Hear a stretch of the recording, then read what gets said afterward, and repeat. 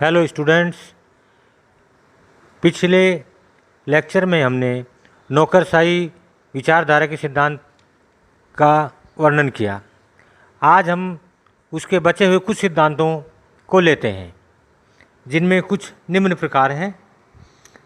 जिसमें पहला है क्रीड़ा सिद्धांत, गेम्स थ्योरी। संगठन का यह क्रीड़ा सिद्धांत भी महत्वपूर्ण है। इस सिद्धांत के प्रतिपादकों में वोन न्यूमैन तथा मार्गेस्टीन मुख्य हैं। क्रीड़ा सिद्धांत के अनुसार खेल की भांति संगठन के भी नियम, उपनियम तथा सिद्धांत हुआ करते हैं। खेल सिद्धांत की प्रथम मान्यता यह है कि भविष्य के संभावित व्यवहार का प्रतिनिधित्व करने वाला विचार एक वृक्ष की भांति होता है, जिसमें असंख्य शाखाएं होती है। प्रत्येक व्यक्ति को स्वतंत्रता रहती है कि वह उचित शाखा को ग्रहण कर ले। यह मान्यता जैसे आज के खेल सिद्धांत से भी पुरानी है। सन 1893 के प्रकाशनों में भी इसका उल्लेख पाया जाता है। अधिकांश शतरंज के खिलाड़ी तथा चूहों की भूल भुलैया के दौड़ाने वाले मनोवैज्ञानिक इस मान्यता से परिचित हैं। दूसरी मान्यता इस सिद्धांत की मान्यता है कि जब व्यक्ति के सामने कुछ विकल्पों में से एक चुनने का प्रश्न आता है तो उसे चुनता है, जिससे अधिक प्रतिफल प्राप्त कर सकें। इस चुनाव को बौद्धिक चुनाव कहते हैं। इस मान्यता का भी एक लंबा इतिहास है। प्रसिद्ध तर्कशास्त्री अर्नस्ट जेमलो ने सन 1912 में इससे संबंधित विचार प्रस्तुत किए थे। तीसरा, इस सिद्धांत में यह विचार निहित है कि प्रतिद्वंदितापूर्ण स्थिति में एक मिलीजुली युद्ध नीति अपनाई जाए ताकि विरोधियों द्वारा उसे बाहर न निकाला जा सके। यह नीति सबसे सफल नीति मानी जाती है। चौथा, बौद्धिक चुनाव के अनुसार प्रतिद्वंदितापूर्ण स्थिति में दो से अधिक खिलाड़ी मेलजोल बढ़ाने की दिशा में विचार करने लगते हैं।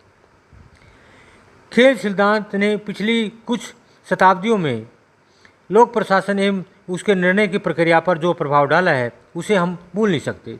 इस सिद्धांत ने अनेक ऐसे नियम दिए जिन्हें निर्णय लेने की प्रक्रिया पर लागू करके बौद्धिक चुनाव से लाभदायक परिणाम प्राप्त किए जा सकते हैं।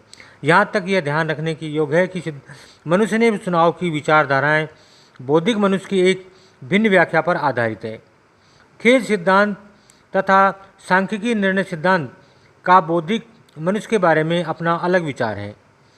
सांख्यिकी निर्णय सिद्धांत के प्रतिपादकों में नीमैन, पियर्सन तथा वाल्ड प्रमुख है। खेल सिद्धांत का प्रमुख निर्विवाद रूप से बना हुआ है। नेक्स्ट लेते हैं हम संचार सिद्धांत। यह सिद्धांत सूचना सिद्धांत के तर्कों के सहारे आगे बढ़ने का प्रयास करता है। इसकी मान्यता है कि संगठन की सफलता, सार्थकता एवं कार्यकुशलता आदि बातें बहुत कुछ उसकी संचार व्यवस्था के रूप एवं प्रकार पर निर्भर करती है।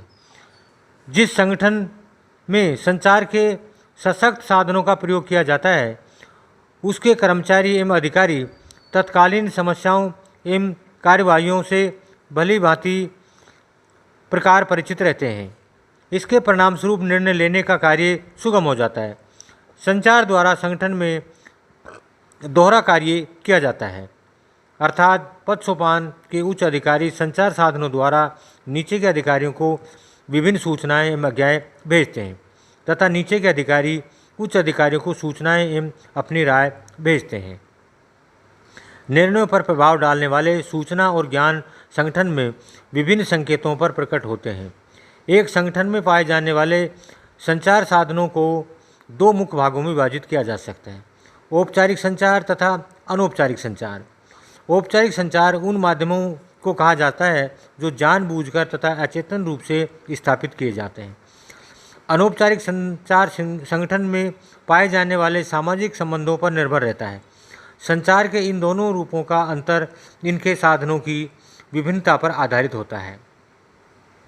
औपचारिक संचार साधनों में से कुछ तो बोले जाने वाले शब्दों के रूप में होते हैं तथा दूसरे ज्ञापनों तथा पत्रों के रूप में। अनेक लिखित साधन विशेष प्रकार के होते हैं जिन्हें साधारण पत्रों एवं ज्ञापनों से पृथक करना जरूरी है। संगठन में सूचना प्रसारित करने के लिए अनेक बौद्धिक मौलिक साधन काम में लिए जाते हैं। इसके अतिरिक्त ज्ञापन एवं पत्र भेजे जाते हैं, कागज इधर से उधर दौड़ते रहते हैं, रिकॉर्ड एवं प्रतिवेदन रखे जाते हैं तथा संगठन के मैनुअल होते हैं। औपचारिक संचार साधन चाहे जितना भी सशक्त क्यों न बना दिया जाए, किंतु उसे अनौपचारिक साधनों के माध्यम से सूचना, परामर्श, यहाँ तक कि आज्ञाएं भी संचालित करनी होती है। अनौपचारिक संचार व्यवस्था संगठन के सदस्यों के सामाजिक सिद्धांतों पर निर्मित होती है। दो व्यक्तियों के बीच भी मित्रता उनके बीच संपर्क में अनेक अवसर उपस्थित कर देती है। अनौपचारिक संचार साधनों का प्रयोग कभी कभी व्यक्तिगत लक्ष्यों की प्राप्ति के लिए भी किया जाता है तथा व्यक्तिगत हितों की साधना व न होने पर संचार साधन कमज़ोर भी पड़ जाते हैं। उचित संचार व्यवस्था ही संगठन की प्रभावशीलता निर्भर करती है। नेक्स्ट अगला लेते हैं विनिश्चय सिद्धांत। इस सिद्धांत के अनुसार प्रत्येक क्रिया के दो पहलू होते हैं, निर्णय लेना और उसे कार्यान्वित करना। प्रारंभ में यह नहीं माना जाता था कि प्रशासन का सिद्धांत निर्णय लेने की प्रक्रिया से उसी प्रकार संबंधित रहना चाहिए जिस प्रकार यह कार्य की प्रक्रिया से संबंधित रहता है। इसका कारण संभवतया यह था कि निर्णय लेने की प्रक्रिया को संपूर्ण नीति का ही एक भाग माना जाता था, किंतु वास्तविकता यह है कि जब किसी संगठन का सामान्य लक्ष्य निश्चित कर लिया जाता है तो निर्णय लेने की प्रक्रिया समाप्त नहीं हो जाती। निर्णय लेने की प्रक्रिया का व्यवहार करने की प्रक्रिया से अटूट संबंध है।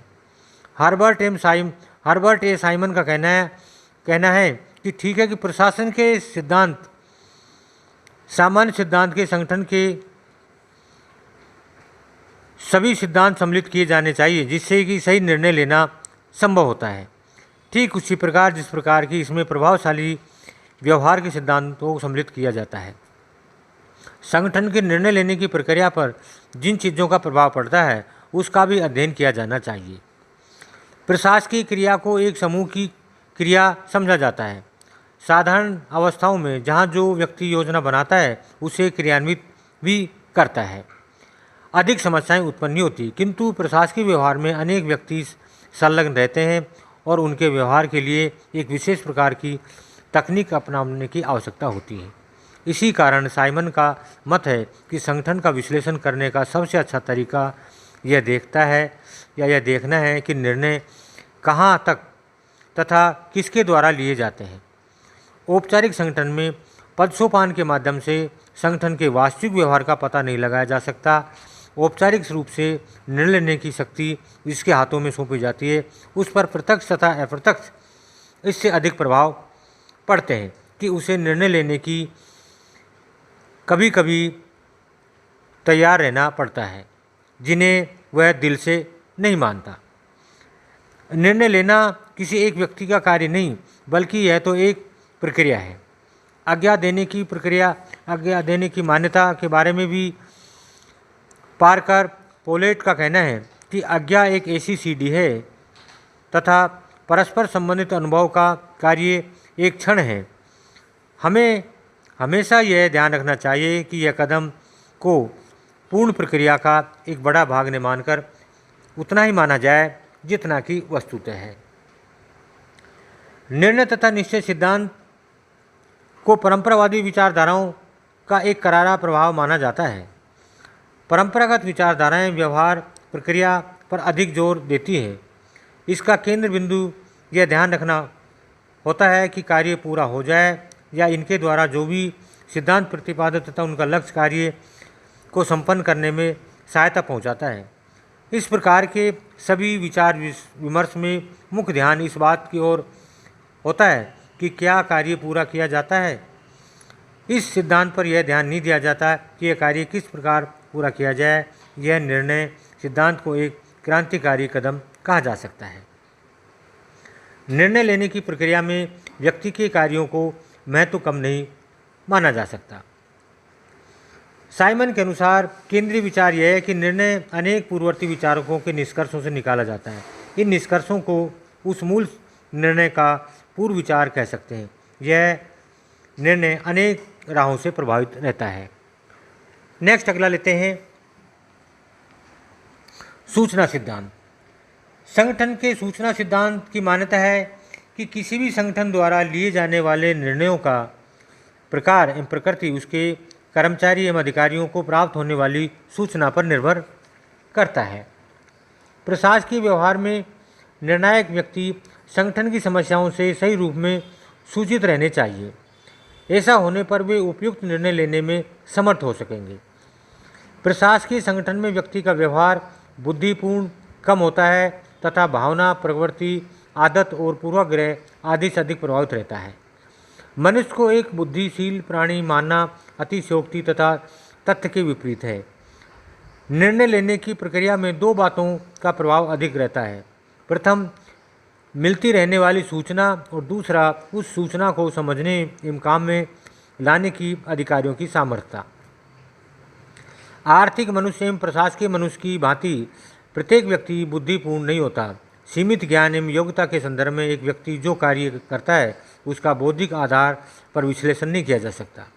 संगठन के व्यवहार का विश्लेषण करते समय सवयवी मनुष्य का ध्यान रखना जरूरी है, जिसमें चुनने की समस्याएं सुलझाने की तथा निर्णय लेने की सामर्थ्य होती है, किंतु व्यक्ति के पास असीमित शक्ति नहीं होती। वह एक समय में केवल कुछ कार्य करने तक ही सीमित रहता है और किन विषयों में यह परिचित है उनमें से भी यह केवल उन्हीं पर विचार कर पाता है जो उसकी प्रकृति या उसकी जो स्मृति में सुरक्षित है या वातावरण में उपलब्ध है। इस सिद्धांत की आलोचना इस आधार पर की जा सकती है कि वांछित और सही सूचनाओं का अभाव में सही निर्णय नहीं लिए जा सकते। नेक्स्ट अगला है अभिप्रेरणा दृष्टिकोण। यह विचारधारा संगठन और उसके कर्मचारियों और अभिप्रेरणाओं पर अधिक बल देती है। इसके अनुसार संगठन के रूप में कार्यप्रणाली में उसके उद्देश्यों के अभिप्रायों के साथ परिवर्तन होता रहता है।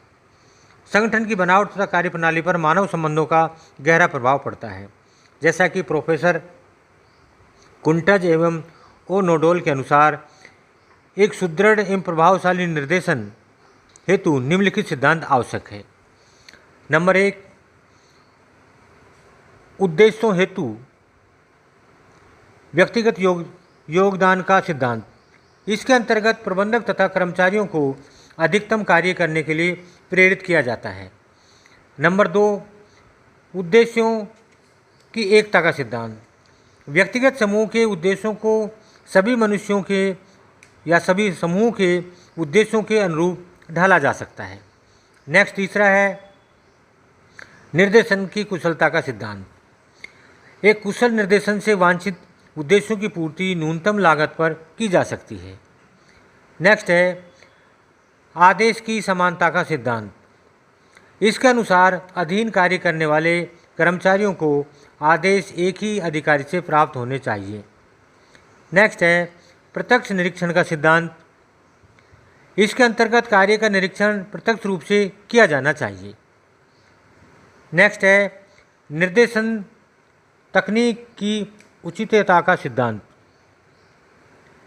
दिए हुए कार्य में करने वाले अधिकारियों के निरीक्षण हेतु एक उचित तरीका होना चाहिए। नेक्स्ट है प्रबंध किए संदेशवाहन का सिद्धांत। किसी भी संस्था में प्रबंध तथा संदेशवाहन का मुख्य माध्यम होता है। नेक्स्ट है समझ का सिद्धांत। संदेश को प्राप्त करने वाला संदेश को अच्छी तरह समझने वाला होना चाहिए। नेक्स्ट है सूचना का सिद्धांत। एक प्रभावपूर्ण संदेशवाहन हेतु प्रत्यक्ष रूप से संदेश भेजना आवश्यक होता है। नेक्स्ट है औपचारिक संगठन के मूलभूत उपयोग का सिद्धांत। किसी भी उपक्रम में औपचारिक संगठन को मान्यता दी जानी चाहिए, जिसके सृजनात्मक उपयोग हेतु प्रबंधकों को तैयार रहना चाहिए। नेक्स्ट नेतृत्व का सिद्धांत। सुदृढ़ एवं प्रभावपूर्ण निर्देशन हेतु प्रबंधकों द्वारा प्रभावपूर्ण एवं सफल नेतृत्व किया जाना चाहिए। नेक्स्ट संगठन के इन विभिन्न सिद्धांतों और दृष्टिकोणों में सर्वाधिक महत्वपूर्ण यंत्रवादी या शास्त्रीय दृष्टिकोण तथा मानववादी दृष्टिकोण ही है। इन दोनों सिद्धांतों का अंतर निम्न प्रकार से किया जा सकता है, जिसको हम पिछले अपने जो लेक्चर हुए उनमें हम आपको उनको बता चुके हैं। भाई परंपरागत और आधुनिक दृष्टिकोणों में अंतर को हम समझा चुके। तो ये आज हमारे संगठन के जितने भी सिद्धांत थे, हमने 8, 9, 10 वो एक एक को हमने डिस्कस कर लिया। तो आशा करता हूँ कि आपने ये सुना होगा, समझ में आ गया होगा। धन्यवाद।